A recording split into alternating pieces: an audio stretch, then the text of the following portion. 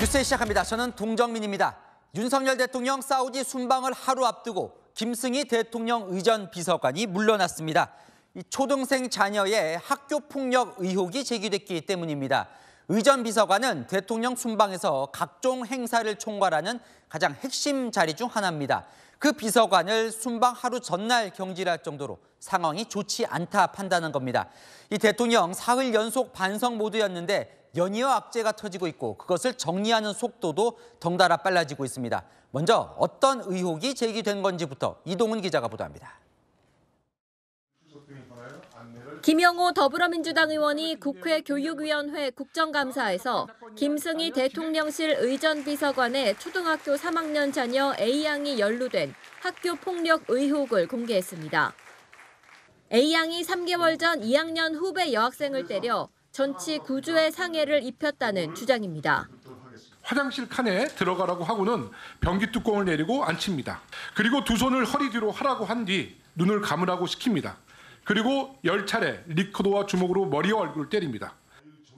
피해자는 강제 전학을 요구했지만 2달 뒤 열린 학폭위에선 A양의 학급을 바꾸는 처분만 내려졌다는 게 김 의원 주장입니다.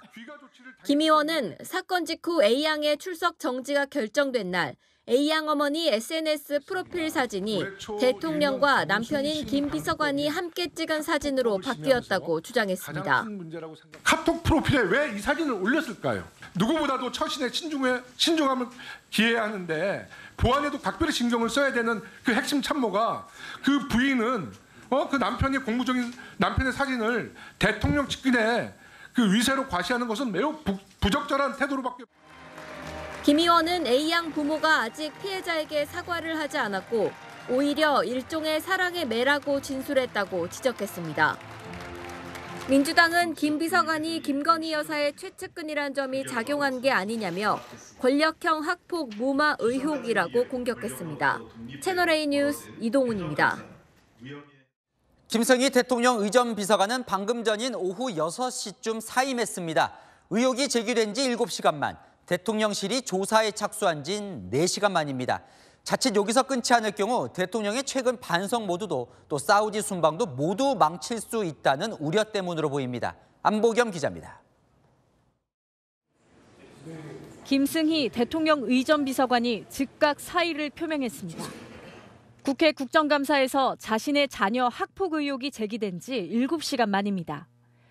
오늘 자녀의 학폭 의혹이 제기된 의전 비서관은 부모로서 깊은 책임감을 느낀다면서 국정에 부담을 주지 않기 위해 사표를 제출했고 즉각 수리됐습니다. 대통령실은 의혹이 제기된 직후 김 비서관에 대한 조사에 착수했습니다. 대통령실은 즉각 해당 비서관에 대한 공직기강 조사에 착수했으며 조사를 위해 내일 대통령의 사우디아라비아 카타르 순방 수행단에서 해당 비서관을 배제 조치했습니다. 김 비서관은 결정직 공무원이기 때문에 조사도 중단되는 걸로 알려졌습니다. 지난 2월 정순신 전 국가수사본부장이 자녀 학폭 의혹에 휩싸이자 하루 만에 임명 취소를 한 바 있습니다. 학폭에 대한 여론이 좋지 않다는 점에 속전속결로 조치한 걸로 해석됩니다. 김 비서관은 지난 4월 의전 비서관실 선임행정관에서 비서관으로 승진했습니다. 김건희 여사와 대학원 최고위 과정 동기라는 인연이 있어서 야당에서는 김 여사의 비선 실세라고 주장을 해왔습니다. 채널A 뉴스 안보겸입니다. 악재는 하나 더 있습니다. 이주호 교육부 장관이 오늘 교육정책에 혼선을 일으켰다며 사과했습니다. 자, 지금은 고등학교 졸업 후에 의대를 거쳐 의사가 되는 길만 있는데 이 졸업 후에 같은 대학 자율전공으로 입학했다가 의대로 갈아탈 수 있는 길을 여는 걸 검토하겠다고 했다가 대통령 질책을 받고 번복했습니다. 대통령실은 공정 이슈를 건드렸다며 격분했는데요. 이현재 기자 보도 보시고 아는 기자 이어갑니다. 대학 입시에서 공정과 안정을 저해할 수 있다는 우려가 큰 점을 고려하여 교육부 정책으로 추진하지는 않겠습니다. 신중하지 못한 발언에 대해서는 국민들께 송구스럽게 생각합니다. 이주호 교육부 장관이 자율전공 학생의 의대 진학 허용 검토 발언에 대해 국회에서 사과했습니다. 의대 정원이 확대됐을 때 일부를 자율전공에서 선발할 수 있는 방안을 대학 총장들과 협의하고 있다는 이 장관의 인터뷰 내용은 어제 오후 공개됐습니다. 윤석열 대통령이 의료 인력 확충이 필요하다고 공식 언급한 직후입니다. 대통령실은 곧바로 검토된 바 없다며 번복한 뒤 대통령이 질책했다는 사실까지 공개했습니다. 교육부 장관이 언급한 자율전공 입학 후 일부 의대 진학 허용은 우리 정부에서 전혀 검토되지 않았고 그럴 계획조차 없습니다. 이 장관은 의대 정원을 늘릴 경우 의대로 학생들이 더 몰릴 수 있어 분산 차원의 아이디어로 검토했던 것으로 알려졌습니다. 하지만 대통령실 관계자는 윤석열 정부의 핵심 철학인 공정을 훼손시키는 것이라고 반박했습니다. 이 장관은 지난 6월에도 쉬운 수능 논란을 일으켰다가 사과한 바 있습니다. 채널A 뉴스 이현재입니다.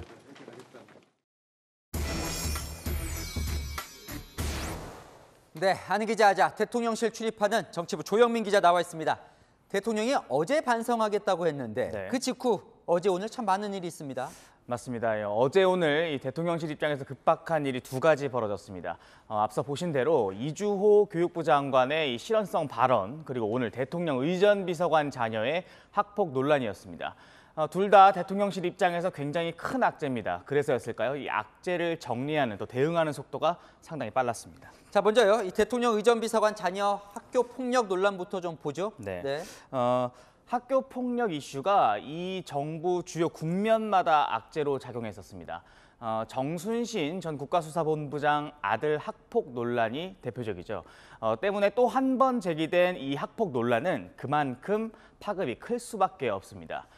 김승희 비서관 초등학교 3학년 딸이 2학년을 때려 전치 9주의 부상을 입혔다는 것, 또 이 과정에서 김 비서관 부인이 대통령실 고위직인 남편의 이 직위를 이용한 영향력을 활용하거나 행사를 했다는 것, 이 부분이 좀 핵심인 것 같습니다. 자, 사건이 터지자마자 그래서 곧바로 정리를 한 거예요? 맞습니다. 일단 의혹이 오늘 국정감사에서 제기되기까지 대통령실은 이 사실을 인지하지 못하고 있었던 것으로 보입니다. 오후 2시 해당 사안에 대한 공직기강 조사를 지시했다고 발표한 뒤 4시간 만에 당사자가 사의를 표했다는 사실을 추가로 발표했습니다. 내일 대통령의 사우디와 또 카타르 순방이 시작됩니다. 대통령실은 이 사안을 오늘 매듭지지 않고 떠나면 순방 기간 내내 이 이슈가 이어질 것이라고 판단한 것으로 보입니다. 또 이 공직기강 조사 이후 실제로 대통령실 직원으로서의 이 영향력 행사 등 개입 정황이 드러날 경우 사태는 걷잡을 수 없습니다. 빠르게 사안을 매듭짓게 된 주요 이유라 할 수 있겠습니다. 자, 이주호 교육부 장관도 발언이 나오자마자 반나절 만에 대통령실이 바로 번복하고 질책을 했어요. 이것도 이례적입니다. 맞습니다. 자율전공 학생의 의대 진학을 거론한 이주호 교육부 장관의 인터뷰가 공개된 게 어제 오후 12시 반이었습니다. 대통령실이 오후 6시 반 이례적으로 늦은 시간에 이 브리핑을 하며 즉각 부인했습니다. 그 사이 대통령실이 교육부의 사태를 바로잡아라 이런 지시를 최소 2차례 한 것으로 파악했습니다. 첫 지시에도 교육부가 곧바로 대응을 안 하자 대통령실이 거듭 지시를 했고 교육부는 결국 본인들 장관의 말을 뒤집는 입장까지 내놨습니다. 빠르게 진화를 하기도 했고 또 대통령실이 교육부를 질책했다는 사실까지도 함께 공개했습니다. 이렇게 발빠르게 대응한 이유 악재라고 봤기 때문이죠. 네, 그만큼 이 중대한 일이라고 본 것 같습니다. 윤석열 대통령이 국정 운영의 축으로 보는 게 공정, 또 하나는 청년, 이 두 가지 모두를 건드린 중차대한 실수라는 게 대통령실 시각입니다. 어제 이주호 장관 발언이 전해진 직후 청년들이 자주 이용하는 이 커뮤니티에는 비난글이 쏟아졌습니다. 그리고 대통령실도 이 사실을 인지했는데 통상적으로 의대는 가장 높은 수준의 성적을 받아야만 갈 수 있지 않습니까? 의대로 전과도 안 되는 다른 학과들이 있는데 이 자율전공 학생에게만 의대로 가는 길을 열어준다는 것이 불공정하다는 겁니다. 커뮤니티에는 심지어 이 낮은 점수를 받고 의대로 갈 수 있게 하는 거, 아빠 찬스인 이 조국 전 장관 일가의 입시 비리 의혹처럼 불공정한 거 아니냐 이런 반응들이 많았습니다. 대통령실이 얼마 전 이 국민은 늘 무조건 옳다 이렇게 말했었죠. 무시할 수 없는 여론이었을 겁니다. 자, 뭐 속도가 빠를 수밖에 없는 게 지금 대통령실 상황이 아주 힘든 상황이에요, 그죠? 맞습니다. 아까 앵커도 표현하셨지만 지금 대통령실이 그야말로 반성 모드지 않습니까? 오늘 대통령실에서 이런 말이 나왔습니다. 고춧가루를 뿌린 정도가 아니라 고춧가루 통을 엎었다라는 말이 나온 겁니다. 또 학습 효과도 있었을 겁니다. 기억하실 텐데요. 지난해 박순애 전 교육부 장관이 취약 연령 만 5세 하향 정책을 얘기한 뒤 대통령 지지율은 20% 중반대까지 급락한 경우가 있었습니다. 오늘 나온 여론조사도 좀 준비해 봤는데요. 서울 강서구청장 보궐선거 패배 후 30%를 간신히 지킨 상황입니다. 어떻게든 발빠르게 대응하겠다는 이 의지가 강하지만 연이은 악재에 좀 힘든 모양새이기도 합니다. 네, 알겠습니다. 잘 들었습니다. 지금까지 아는 기자 조영민 기자였습니다. 네, 부산 돌려차기 사건의 피해자가 오늘 국회 국정감사장에 나왔습니다.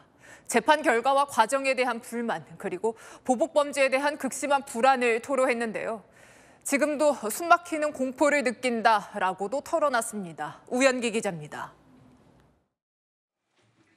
부산 돌려차기 사건의 피해 여성이 국회 법사위 국정감사장에 모습을 가린 채 참고인으로 출석했습니다. 피해 여성은 가해자의 보복 범죄를 우려하며 불안감을 호소했습니다. 구치소 같은 방 재소자한테 뭔가 외출하거나 그러면 저를 찾아가서 죽이겠다. 현재 주소를 달달 외우면서 다음번에는 꼭 죽여버리겠다라는 얘기를 했습니다. 괜히 가족까지 이 목숨을 부과하는 것 같아서 숨이 막히는 공포를 느끼고 있습니다. 피해 여성은 법원이 재판 기록을 주지 않아 가해자에게 민사소송을 걸었고 그 과정에서 주소 등 개인정보가 노출되는 2차 피해가 발생했다고 분통을 터뜨렸습니다. 정말 많은 수차례 거절을 당했고 피해자는 재판 당사자가 아니니 가해자에게 민사소송을 걸어서 문서송부 촉탁을 하라고 직원에게 권유를 받았고 법원에 성범죄를 추가 조사해달라고 7번이나 탄원서를 냈지만 언론 보도 후에야 받아들여졌다고도 했습니다. 반성문을 냈다며 처벌을 낮춘 건 국가가 피해자에게 2차 가해를 하는 것이라고 지적했습니다. 범죄와 아무 관련 없는 반성, 인정, 가난한 불우 환경이 도대체 이 재판과 무슨 소용이 있습니까? 피해자가 용서하지 않겠다는데 왜 판사가 맘대로 용서를 하겠다고 하는 겁니까? 피해 여성은 국정감사장을 떠나며 국감장에 나온 이유를 밝혔습니다. 사실 저는 20년 뒤에 죽을 각오로 열심히 피해자들을 대변하고 있다고 생각을 하고 이렇게 힘없고 그냥 아무 빽 없는 이런 국민들을 구제해 주셨으면 좋겠습니다. 채널A 뉴스 우현기입니다. 이 사건의 가해자는 징역 20년형을 확정받았습니다. 출소하면 50대죠. 가해자는 구치소에서도 보복하겠다는 다짐을 노골적으로 한 것으로 전해졌습니다. 6대밖에 안 찼는데 1년에 2대씩 12년형이나 받았다라는 겁니다. 배영진 기자입니다.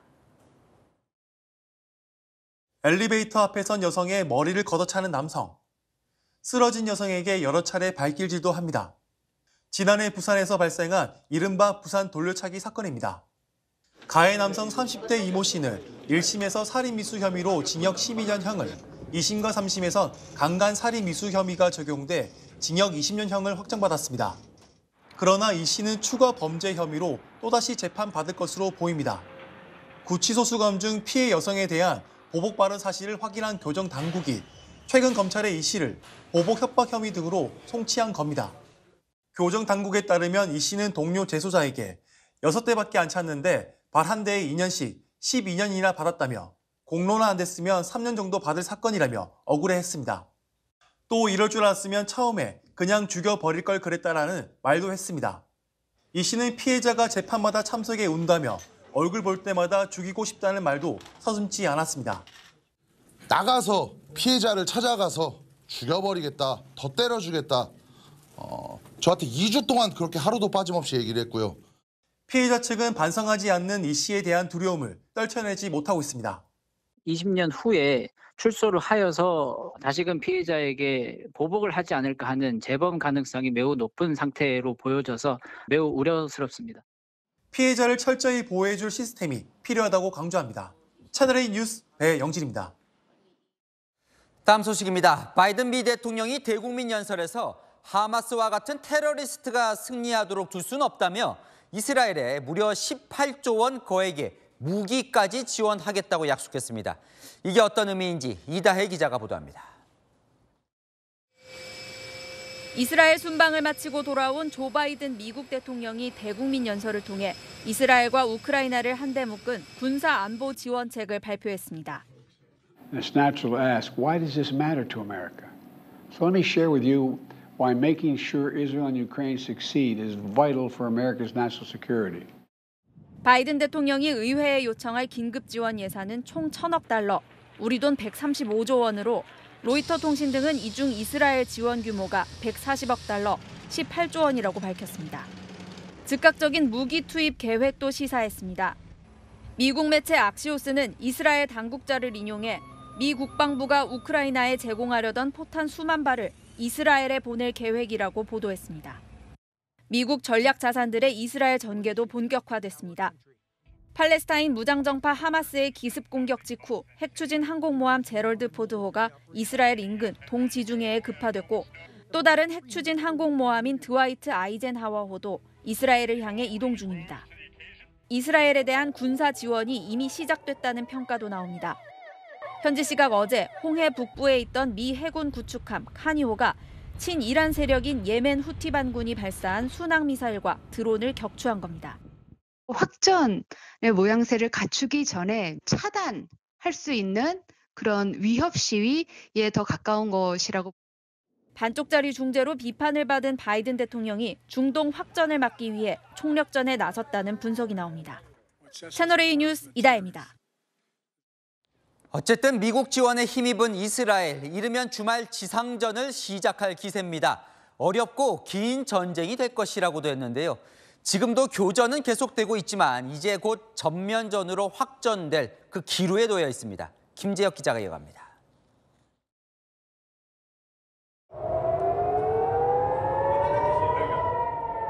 사이렌이 울리고 미사일이 날아오자 빛이 번쩍합니다. 하마스가 쏜 미사일을 이스라엘 요격 시스템인 아이언돔이 격추하는 겁니다. 이스라엘과 하마스의 교전이 계속되는 가운데 이스라엘군은 현지 시간 오늘 하마스에 속한 목표물 100개를 타격했다고 밝혔습니다. 가자지구 국경 지역에 이스라엘군 병력과 장비가 집결하며 긴장감이 고조되고 있습니다.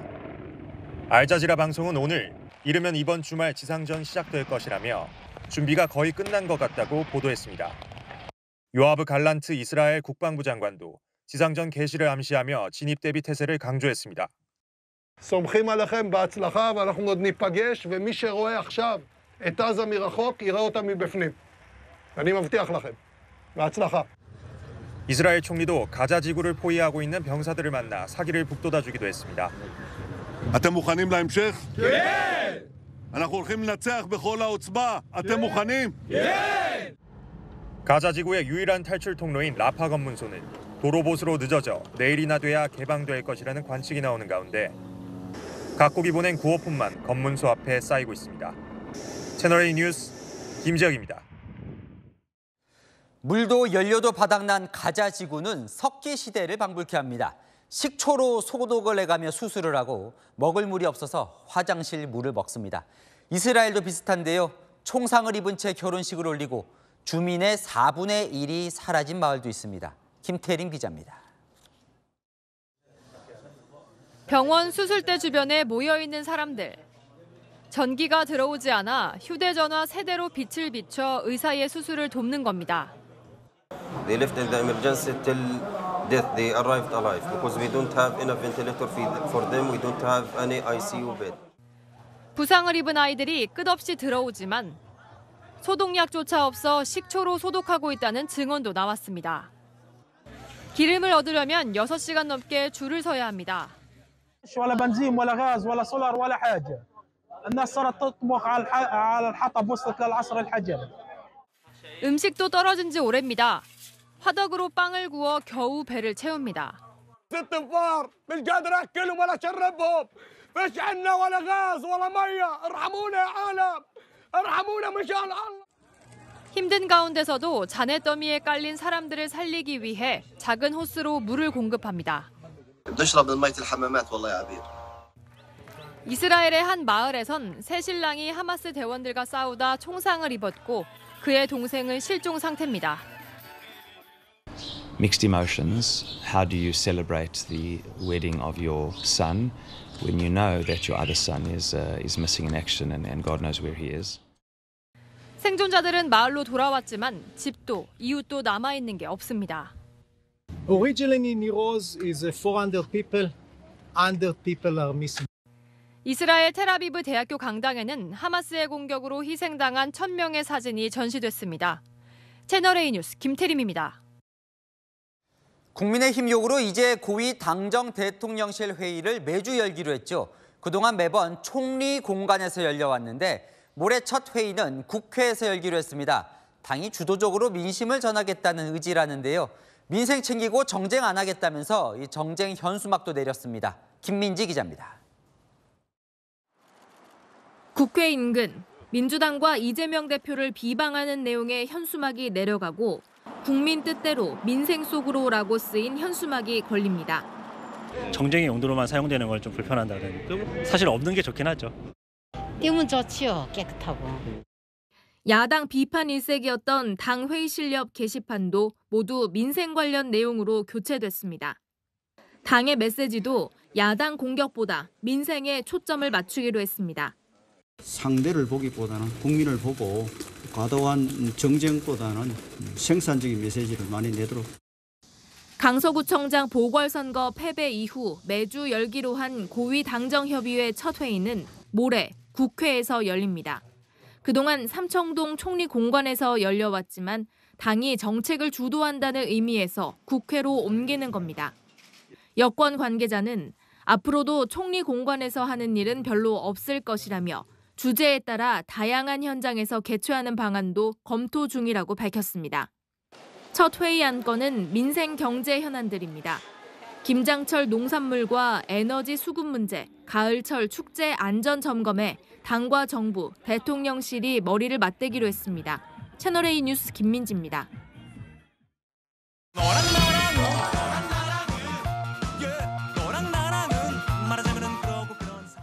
네, 윤수민 정치부 기자와 여랑야랑 시작합니다. 첫 번째 주제 보겠습니다. 누군가요? 저 이철규, 조정훈 의원 같은데요. 화가 많이 났나 보죠? 네, 두 의원이 국정감사에 출석한 이 증인의 태도에 분노했습니다. 부산 돌려차기 사건, 이거 처음에는 이 살인 미수였다가 나중에는 강간 혐의가 추가됐죠. 법원에 피해자가 직접 성범죄 자료를 제출하며 고군분투했었고요. 그 법원장이 오늘 국감장에 나왔는데 조 의원 분노했습니다. 피해자가 자료를 이렇게 많이 제시했는데 방송이 나온 전에는 듣는 채도 안 하셨을까요? 이 태도 그게 웃을 일이에요 지금? 지금 여기가 우스워요 지금 참고인 나온 것도? 부산에서 당신이 어떤 대접 받는지 모르겠는데 방송에 나와서 시끄러워지니까 추가조사 실시한 거 아니에요.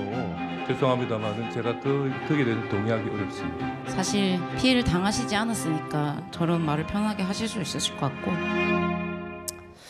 뭐 정말 웃은 건지는 좀 화면 보니까 애매하긴 하지만 어쨌든 웃을 일은 전혀 아니죠. 네, 그렇죠. 이 산자위에서는 이 지리한 의원과 이 증인이 고성을 주고받았는데요. 제가 판단 안 하겠습니다. 직접 보고 증인의 태도 적절한지 판단해 보시죠. 우리 유창훈 감사는 재직 중에 20대 대선 때 이재명 후보의 특보를 역임했더라고요. 보니까 이게 잘못 기재된 겁니까? 맞습니까? 맞습니다. 할 수 있는 건가요? 할 수 있습니다. 승인을 받았나요? 승인 대상이 아닙니다. 저희 공영 보세요. 제가 답변 드리겠습니다. 듣는데 대답을 하고 답변을 해야 하죠. 할 수 있습니다. 법에 아무런 제한이 없습니다. 질문을 해 나가는데 답변을 하게 해주셔야 하는 거 아닙니까? 증인이 무슨 증인이에요?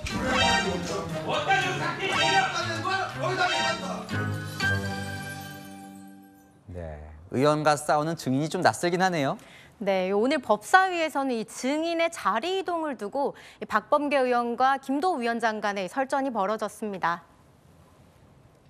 미안하지만 안 보여서 여기 잠깐 서기 있습니다. 네, 그렇게 하도록 하겠습니다. 위원장에게 그런 거는 이야기 좀 하시면 안 되겠습니까? 아직도 장관이라고 생각하십니까? 좀 뭐라? 그걸 위원장에게 이야기하시고 지금 자리 정리를 해야 될 거 아닙니까? 그걸 몰라서 지금 그러십니까? 참 옹졸합니다. 박범계 의원님. 박범계 의원, 말씀 가려가면서 하십시오. 네, 의사진행발을 먼저 합시다. 그냥 질의하십시오. 참습니다. 예.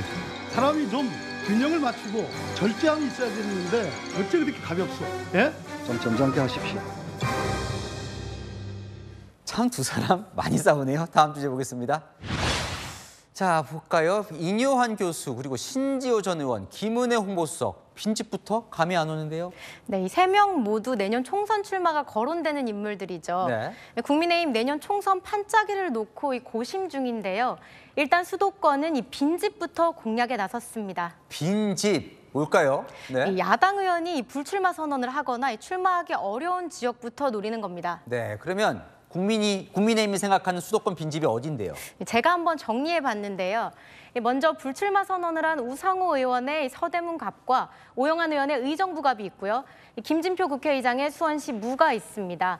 마포갑 롱래 의원은 불법 정치자금 수수 혐의로 재판 중이라 내년 출마가 쉽지 않다는 게 중론이죠. 그래서 어떤 인물로 저 빈집들을 공략하려고 하는 겁니까? 네, 서대문갑 빈집의 주인으로는 인요한 연세대 교수를 검토 중인데요. 푸른 눈의 한국인으로 유명하죠. 당신이 국민의힘이냐 더불어냐. 그래서 저는 특별 귀화한 전라도를 사랑하는 대한민국 국민입니다. 사실 순천 깡촌놈입니다. 네, 그리고 가장 치열한 주인 다툼이 있는 곳 마포갑을 보면요. 언급되는 인물만 벌써 4명입니다. 자기 소신껏 얘기하고 민주당 쪽과의 어떤 논쟁도 마다하지 않고 이런 의원들 손꼽을 정도 아닙니까? 노웅래 의원이 거기서 4선을 하셨어요. 네. 그 아버지 노신환 의원이 재선이 5선을 했어요. 거기서. 합의 9선을 노 씨가 36년을 지배하던 땅이에요. 난 그게 너무 싫어. 자, 그렇군요. 자, 그럼 경기도 가볼까요? 네, 먼저 의정부갑 오영환 의원이 다시 소방관으로 돌아가겠다며 불출마를 선언했죠. 국민의힘 의정부에서 초중고를 다 나온 전희경 대통령실 정무일비서관을 염두에 두고 있습니다. 자, 그럼 다음은 김진표 의장의 수원시 문인데요. 네, 누굴까요? 김은혜 홍보수석은 서울 분당갑 출신인데요. 네, 당내에선 인지도 높은 김수석이 열세인 수원에 나서줘야 한다는 목소리도 나옵니다. 민주당도 바라만 보고 있지는 않은데요. 수도권 사수를 위해 더 강한 카드를 고민 중입니다. 서로 뺏고 뺏는 혈투가 벌써 시작된 것 같네요. 그런 것 같네요. 네, 지금까지 여랑야랑이었습니다. 다음 소식입니다. 배우 이선균 씨가 마약 투약 의혹으로 경찰 내사 대상에 올랐습니다. 사건 관련자에게 협박을 당해 수억 원의 돈을 뜯긴 정황도 드러났는데요. 이 씨 측은 수사에 성실히 응하고 협박에 대해선 법적 대응하겠다고 밝혔습니다. 김태우 기자입니다. 배우 이선균 씨의 소속사 측이 마약 의혹 연루 사실과 협박 피해 사실을 입장문을 통해 공개했습니다. 이 씨를 둘러싼 마약 의혹과 관련 앞으로 진행될 수 있는 수사기관의 수사 등에 진실한 자세로 성실히 임하고자 한다고 밝힌 겁니다. 또 사건 관련인에게서 지속적인 공갈 협박을 받아와 고소장을 제출했다는 사실도 공개했습니다. 이선균 씨 마약 내사 관련해서 좀 소속사 입장 들으려고. 지금 확인 중입니다. 다른 분들은 혹시 경찰 관련해서 좀 내사나 좀 조사받으시고 있습니까? 없고요. 확인 중입니다. 배우 이선균 씨를 둘러싼 마약 의혹은 지난달 경찰이 인천항을 통해 유입된 마약의 유통 경로를 추적하던 중 불거졌습니다. 강남의 한 유흥업소에서 이 마약을 투약한 혐의를 받는 종업원이 이 씨와 수차례 연락한 정황이 발견된 겁니다. 경찰은 일단 이 씨를 피의자가 아닌 내사자 신분으로 정하고 마약 투약 관련 단서를 찾고 있는 걸로 알려졌습니다. 경찰은 또 이 씨가 이 사건 관련자 A 씨에게서 마약 의혹을 폭로하겠다는 협박을 당하고 3억 5천만 원을 송금한 사실도 포착했습니다. 이 씨가 최근 A 씨에 대해 공갈 협박 혐의로 인천지방검찰청에 고소장을 제출한 사실도 확인됐습니다. 이런 가운데 경찰은 이번 마약 수사와 관련 이 씨를 포함해 8명을 수사하고 있는 걸로 알려졌습니다. 과거 마약 투약 혐의로 처벌을 받은 유명 기업의 손녀와 연예인 지망생도 포함된 걸로 전해졌습니다. 경찰은 조만간 이 씨를 포함한 사건 연루자들을 소환하고 신체 압수수색 영장을 발부받아 조사할 계획입니다. 채널A 뉴스 김태우입니다. 네, 오늘 카카오 주가 4만 원 선이 무너졌습니다. 경영진의 사법 리스크가 영향을 끼친 걸로 보입니다. SM엔터테인먼트 시세 조종 의혹으로 카카오의 창업주인 김범수 전 의장은 다음 주 금감원에 소환됩니다. 유찬 기자입니다. 오늘 카카오는 전날보다 3.58% 급락한 39,050원의 거래를 마쳤습니다. 이틀 연속 52주 신저가를 경신했습니다.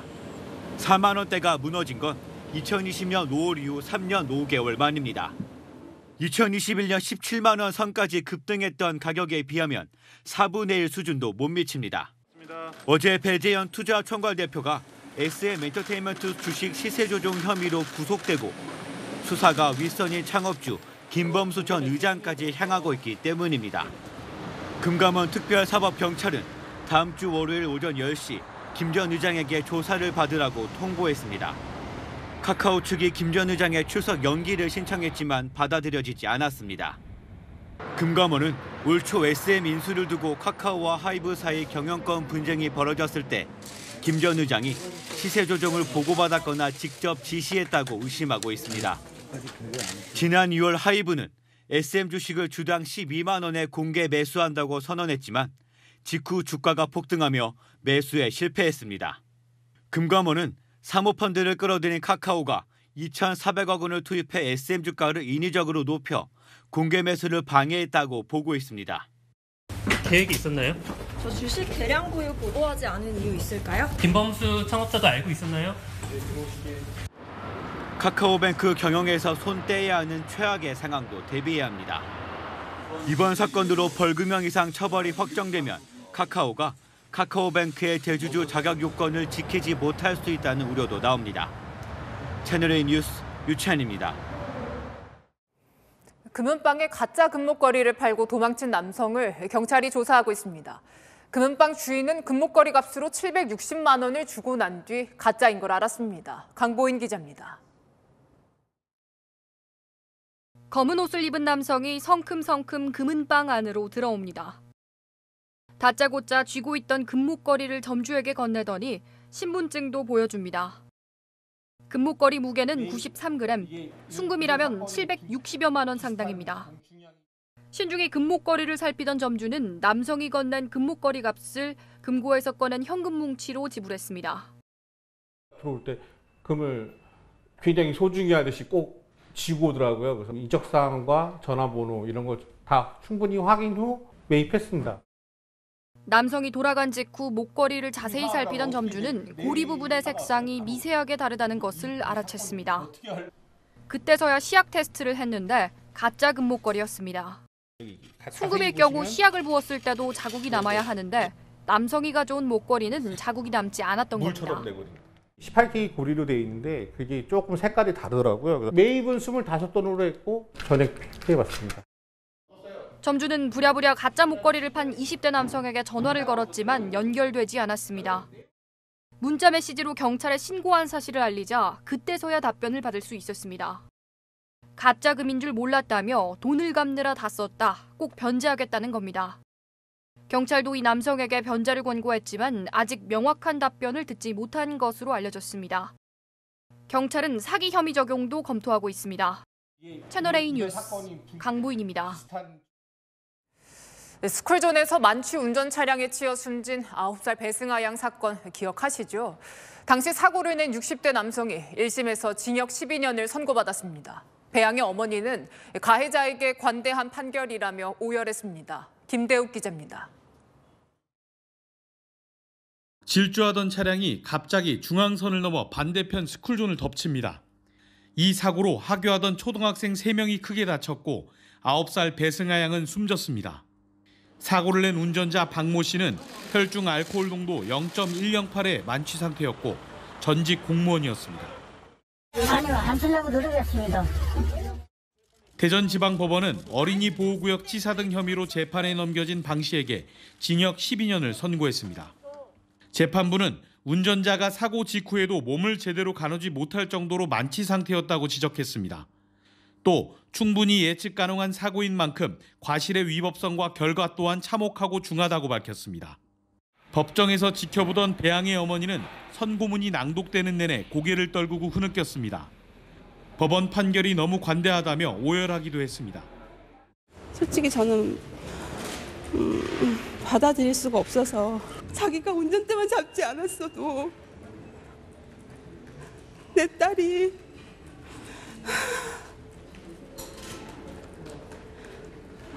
잠깐. 배양이 세상을 떠난 지 6개월. 유족들의 간절함은 조금씩 변화를 만들고 있습니다. 사고가 난 어린이 보호구역 인도에는 방호 울타리가 세워졌고 도로에는 중앙 분리대도 생겼습니다. 도심 초등학교 주변에 방호 울타리를 설치하는 방안도 추진되고 있습니다. 상습 음주운전자의 차량에 음주운전 방지 장치 부착을 의무화하는 법안이 국회를 통과하기도 했습니다. 채널A 뉴스 김대욱입니다. 네, 순찰차에서 낮잠을 자다가 시민에게 신고당한 경찰 2달 전에 보도해드렸죠. 이 순찰차에 있던 경찰 중 한 명은 근무 태만으로 경고 조치를 받았습니다. 그런데 해당 경찰서는 그걸 모르고 경찰의 날 표창 대상자로 선정했습니다. 송진섭 기자의 단독 보도입니다. 길가에 세워진 채 꼼짝하지 않는 순찰차. 한 시민이 다가가 차 안을 살펴보더니 경찰이 낮잠을 자고 있다고 112에 신고했습니다. 이딴 흉기난동 사건으로 경찰이 특별치안 활동을 선포한 지 9일 지난 시점이었습니다. 그런데 당시 순찰차에 타고 있던 경찰 중 한 명이 올해 경찰의 날을 맞아 최근 경찰청장 표창을 받은 것으로 확인됐습니다. 해당 경찰은 순찰차 낮잠 신고 사실이 알려진 뒤 내부 감찰 끝에 근무 태만으로 직권 경고 처분을 받은 상황. 경찰청장 표창은 경찰에서 가장 격이 높은 상으로 현장 지휘관이 추천하면 해당 경찰서와 경찰청 승인을 거쳐 최종 확정됩니다. 채널A 취재 결과 용산경찰서와 경찰청 모두 상신 과정에서 해당 경찰이 경고받은 사실을 파악 못했던 것으로 확인됐습니다. 경찰 표창 규정에는 조직 이미지를 떨어뜨리거나 민원을 불러일으킨 경우 추천을 제한한다고 돼 있습니다. 경찰 관계자는 직권 경고는 인사카드에 기록되지 않아 알지 못했다고 설명했습니다. 용산경찰서는 또 아직 경찰청장의 최종 승인이 나지 않았는데도 자신들이 추천한 직원들에게 먼저 표창을 전달한 것으로 알려졌습니다. 취재가 시작되자 경찰청은 용산경찰서에 사실관계 확인을 지시했고 용산경찰서는 오늘 해당 직원에 대한 표창 지급을 철회했습니다.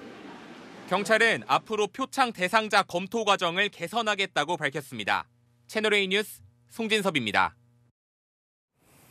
대선 개입 여론 조작 의혹을 수사 중인 검찰이 대장동 대출 브로커인 조우영 씨 인터뷰 원본 녹음 파일을 확보해서 분석 중입니다. JTBC는 자체 중간 조사 결과 왜곡이 맞다고 시인했습니다. 손인혜 기자입니다.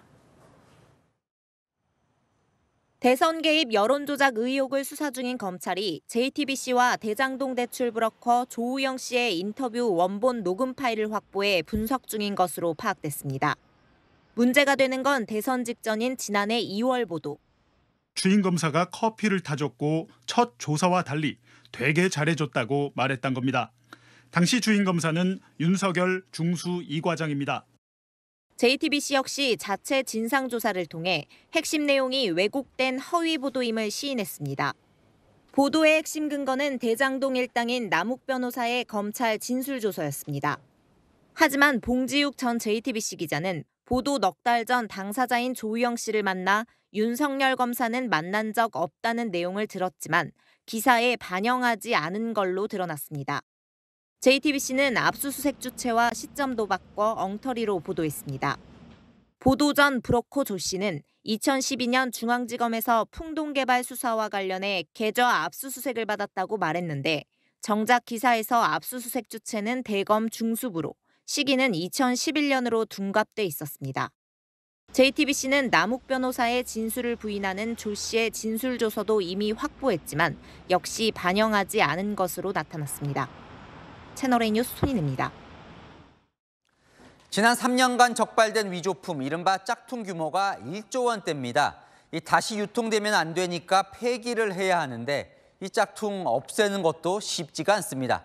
안건우 기자가 폐기 현장에 다녀왔습니다. SNS에서 유명 브랜드를 검색하면 이른바 짝퉁을 판매한다는 글을 쉽게 찾아볼 수 있습니다. 정품 같은 품질이라며 자랑까지 합니다. 최근 3년간 적발된 이런 위조품의 74%는 중국산. 압수된 중국산 짝퉁이 모이는 곳입니다. 창고에선 지난해 말 압수한 의류와 가방, 지갑 등 위조품 폐기가 한창입니다. 디올 머플러, 샤넬 지갑, 몽클레르 점퍼의 위조품도 찢겨나갑니다. 이날 폐기된 물량은 시가로 80억 원대, 상표가 붙어 있다 보니 기증도 안 됩니다. 예, 국내 유통되면 이제 상표권자들이 피해를 볼 수 있어서 일단은 상품성이 없게 최대한 훼손을 하고요. 위조품들은 한데 모여 소각장으로 간 뒤 인화물질 범벅이 돼 1200도 고온의 소각로에서 흔적도 없이 사라집니다. 문제는 이렇게 폐기해야 할 위조품이 아직도 산더미라는 겁니다. 여기 담긴 가방은 작년 초에 압수가 됐고요. 이 상자에 담긴 샌들은 9년 전에 압수된 위조품입니다. 모두 폐기를 기다리고 있습니다. 적발된 위조품은 2천억 원대에서 작년엔 5,600억 원어치로 훌쩍 뛰었습니다. 3년간 합치면 1조 원대. 일일이 폐기하기도 버거운 엄청난 규모입니다. 상표가 오버루크돼 있고 또 크게 상표가 표시되고 있기 때문에 제거가 상당히 어렵습니다. 그래서 비용도 많이 발생하고. 짝퉁 폐기와 보관에만 해마다 5억 원 가까이 들어가는데 찾지도 사지도 않는 것 외엔 별다른 해법이 없습니다. 채널A 뉴스 안건우입니다. 지난달부터 서울시가 산모들 부담 덜어준다면서 신생아 1인당 산후조리 비용 100만 원을 지원하고 있는데요. 이걸 또 이용해서 일부 고급 산후조리원들이 비용을 많게는 한 번에 200만 원이나 올렸습니다. 홍란 기자가 취재했습니다. 서울 강남의 한 산후조리원. 아이와 산모를 위해 건강관리뿐 아니라 체형교정과 마사지 등 다양한 맞춤 서비스를 제공한다고 강조합니다. 일반실 기준 2주 객실 비용은 1,700만 원, 최근 200만 원을 인상한 요금입니다. 매년 조금 오른다고 생각을 하시면 될 것 같습니다. 서비스가 저희가 조금 더 추가가 된 점이라 저희 리모델링이 완성된 상태여서 조금씩 올라갑니다. 또 다른 산후조리원은 지난 2월 기준 2주에 350만 원이던 특실 요금을 최근 510만 원으로 올렸습니다. 서울 지역 산후조리원 114곳 중 37곳이 최근 요금을 올린 것으로 조사됐습니다. 지난 2월 이후 많게는 요금을 50% 가까이 인상했는데 주로 고가의 산후조리원들입니다. 서울시가 지난달부터 출생아 1인당 100만 원씩을 산후조리 비용으로 지원하기 시작했는데 사실상 큰 도움이 안 되고 있는 셈입니다. 일부 산후조리원의 요금 인상 행렬로 인해 서울 지역 산후조리원 일반실 평균 요금도 2월 415만 원에서 10월 423만 원으로 올랐습니다. 인터넷 커뮤니티에는 산모를 이용해서 얼마나 돈을 많이 벌려고 하냐, 700만 원 넘는 산후조리원 비용이 여전히 부담된다는 글이 잇따라 올라왔습니다. 일각에선 산후조리원 요금도 주요 물가 항목으로 지정하고 지속적으로 관리 감시해야 한다는 의견도 나옵니다. 채널A 뉴스 홍란입니다. 세계 채권금리의 기준이 되는 10년 만기 미국 국채금리가 5%로 웃돌아서 금융시장에 충격을 줬습니다. 오늘 코스피는 2,400선이 무너졌습니다. 고금리가 길어질 수 있다는 경계심이 작용한 겁니다. 광민경 기자입니다. 코스피는 2,400선이 무너지며 전날보다 1.7% 내린 2,375로 마감했습니다. 2,400선이 붕괴된 것은 지난 3월 이후 약 7개월 만입니다. 코스닥도 전날보다 1.89% 하락한 769.25의 거래를 마쳤고 아시아 증시도 동반 하락했습니다. 제롬 파월 미 연준 의장이 미국 물가 상승률이 여전히 높다며 고금리 장기화를 시사한 영향입니다. My colleagues and I remain resolute in our commitment to returning inflation to 2% over time. 파월 의장의 발언 이후 10년 만기 미국 국채 금리는 장중 연 5.001%를 찍은 뒤 4.98%로 마감했습니다. 5%를 웃돈 건 글로벌 금융위기 직전인 2007년 7월 이후 16년 만입니다. 이 때문에 미국 주요 증시도 1% 가깝게 떨어졌습니다. 고금리가 길어지면 시중 자금이 증시에서 채권 등으로 빠져나가 주가에 악재로 작용할 수 있습니다.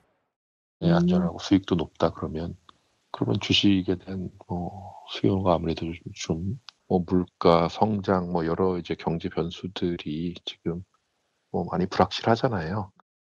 글로벌 경기 변동성이 커져 국내 증시가 더 하락할 수 있다는 전망도 나옵니다. 고금리나 고유가, 강달러로 이어지면서 국내 증시가 상대적으로 좀 불리한 환경은 좀 더 지속될 수 있다라고 생각합니다. 모건 스탠리는 실질금리 상승 등으로 아시아 주식 하락 위험이 이어지고 있다며 한국 증시 투자 의견을 매수에서 보유로 한 단계 낮췄습니다. 채널A 뉴스 광민경입니다.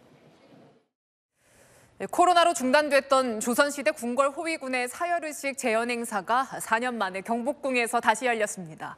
도심 궁궐에서 진행되는 군사 행렬에 외국인 관광객들의 관심도 뜨거웠습니다. 이현용 기자입니다. 도심 한가운데 조선시대 병사들이 나타났습니다. 어명이요! 주상전하께서 금일 오시를 기해 섭종의 명을 내리셨으니 칼을 쥔 병사가 전력 질주에 달려들자 상대 병사들이 방패로 맞으며 맞대응합니다.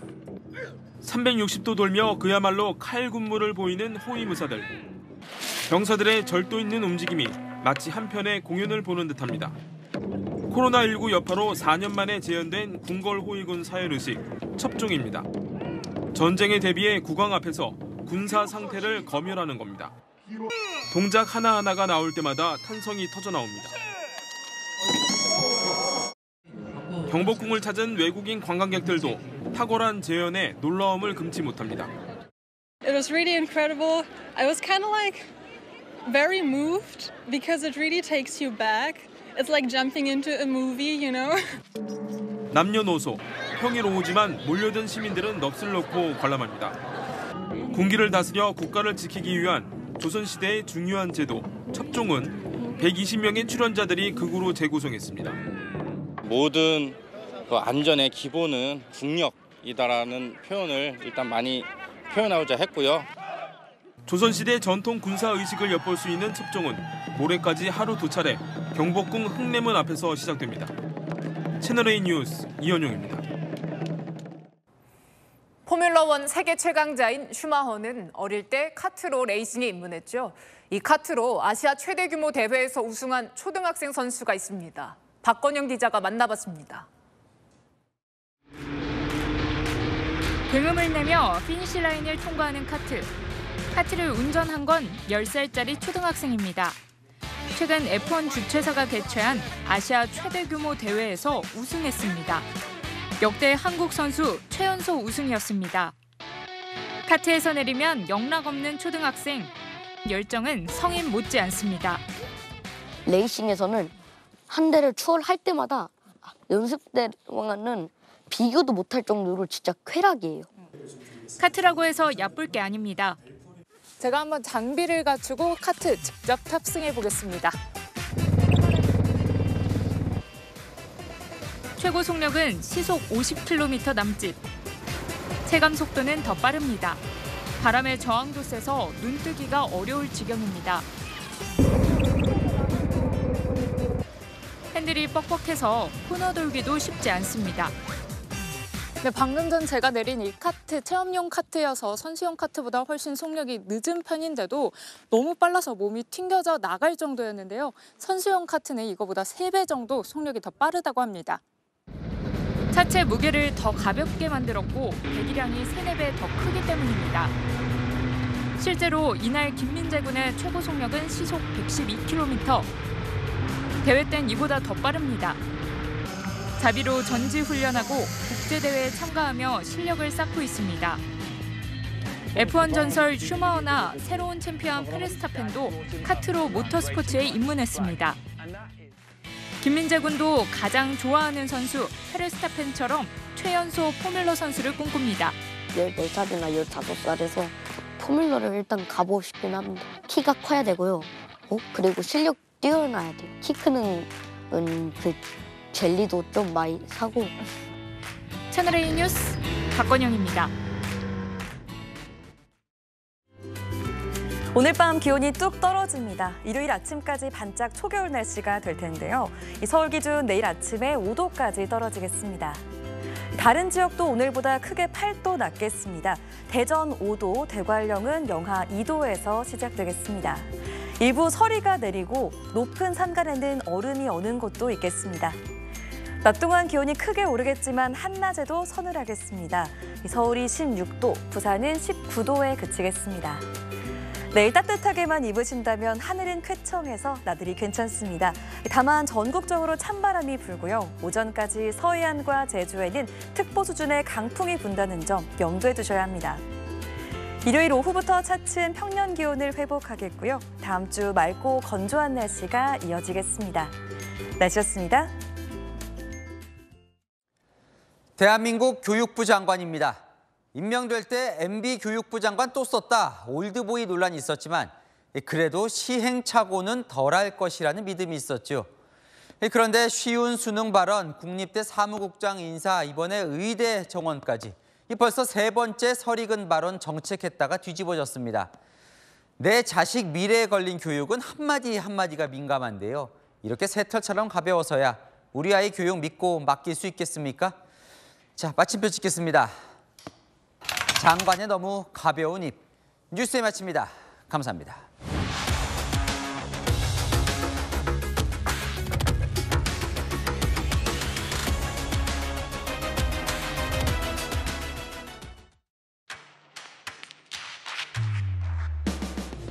당신의 아침을 여는 보이는 라디오, 정치 시그널. 시사 보도의 최강자, 김진애 돌직구쇼. 돌직구쇼의 연장전, 더 남아. 생생한 뉴스 현장을 전한다. 뉴스엘 라이브. 시사 보도의 강력한 한방, 강력한 4팀. 오늘의 10가지 뉴스. 대한민국 대표 뉴스쇼, 뉴스 탑10. 오전 8시부터 하루를 함께하는 채널A 시사 보도. 9월 4일부터 출격!